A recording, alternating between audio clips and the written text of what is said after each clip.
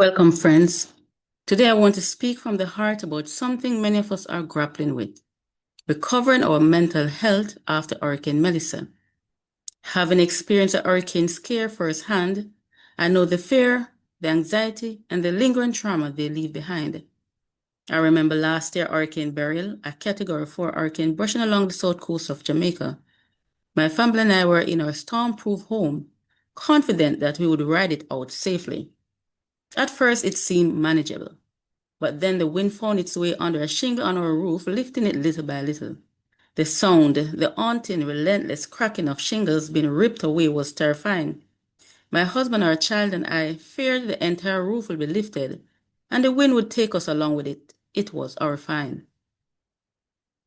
When morning came, luckily, the roof was intact, with only a few shingles scattered. The damages seemed minor, but the trauma lingered. When I heard that Hurricane Melissa was coming, stronger, faster, and more threatening with wind speed of 185 meters per hour and water surges of 9 to 13 feet high, I felt that old fear rise again. I realized I need to hold fast to the promises of God. The anticipation, the fear, the uncertainty, it was overwhelming. Many of you may have felt the same way, seeing homes destroyed, communities broken, hearts broken. And while the damages we see are real, the damages we cannot see, the mental strain, is equally profound. The first step in mental health healing is remembering that we are not alone. Psalms 34, verse 18, the NIV version states, "The Lord is close to the brokenhearted and save those who are crushed in spirit." And Psalms 147, 3 NIV version states, "He heals the brokenhearted and bind up their wounds." We may ask, why did this happen? Why didn't God stop it? But consider this. Even when we prayed, the storm still came. Imagine what might have happened if we hadn't. God's protection and love are real, even if His ways are beyond our understanding. Mental health healing begins with this truth: we are not being punished, and God's love has not changed. We are living in a period of grace. Judgment is not upon us. The storm do not define His love for us. He is compassionate, not vengeful, and His heart is broken for us in our suffering. Knowing this can start to ease the heaviness in our minds and give us the courage to face the days ahead. I know that saying peace be still can feel impossible when the winds of life are roaring around us. But Philippians 4 verse 6 to 7 give us a blueprint.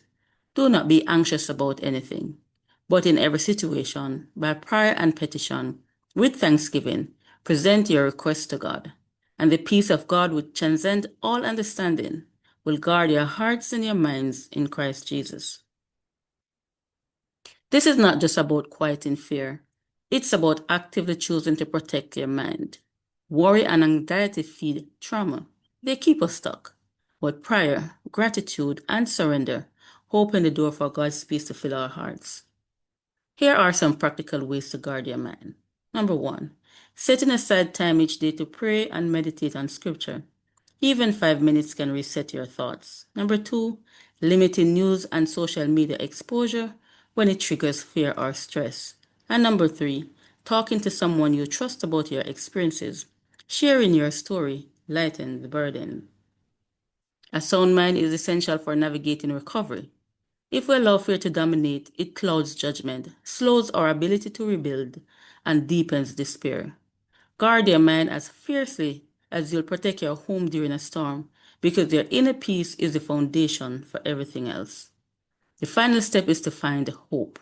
Recovery will take time. Some parts of our communities and lives may take years to rebuild.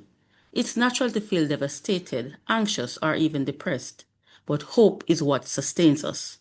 Mental health healing comes first. If we cannot free our minds from fear and trauma, physical recovery and rebuilding will feel impossible. The enemy will try to exploit our despair, whispering lies that we are broken beyond repair. But God's truth is louder. He will never leave you or forsake you, nor leave you comfortless. He will provide for all your needs according to His riches in glory. Hope is not passive, it's active. It's reaching for God in prayer, seeking support, helping others, and trusting that even when the way seems unclear, God is making a way. Remember, what seems like the end is often the beginning of restoration. Friends, mental health healing is not optional, it's a must. Start with your mind. Trust in God's presence and hold on to hope. The storm may have shaken us, but they do not define us. Friends, many people were already burdened with stress, depression, and even thoughts of giving up before the hurricane. Now, after facing such a devastating and traumatic event, many are struggling to find strength and hope. Some have lost family, hope, homes, and everything they held dear.